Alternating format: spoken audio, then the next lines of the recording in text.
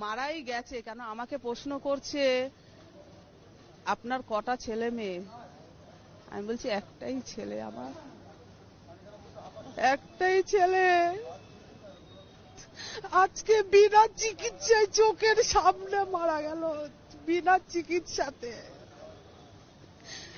এইরকম দৃশ্য দেখতে হবে সন্তানকে নিয়ে কোনোদিন ভাবিনি, কোনোদিন না। ছেলেটা ছটপট করতে করতে বলেছে, একেতে তো দুটো পা গেছে, দুটো পা, তার মধ্যে এত ব্লিডিং।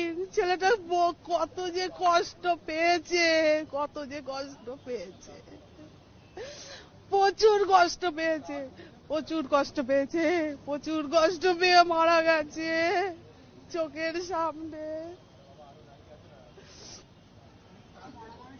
ডাক্তাররা আন্দোলন করছে, যেই কারণেই মূলত হয়তো আজকে আপনার ছেলে ট্রিটমেন্ট পেল না, কি বলবেন আপনি? ডাক্তাররা আন্দোলন করছে ঠিক আছে, তা বলে তারা পেশেন্ট দেখবে না? তারা রুগী দেখবে না? রুগীদেরকে মৃত্যুর মুখে ঠেলে দিচ্ছে। এক একটা মায়ের কোল খালি হয়ে যাচ্ছে, মায়ের কোল খালি হচ্ছে, কারোর আপনজনরা চলে যাচ্ছে। তাহলে এগুলো কি কি বিচার চাইছি, কি বিচার চাইছি? এটা কিরকম বিচার, এটা কিরকম বিচার বলুন না আমায়।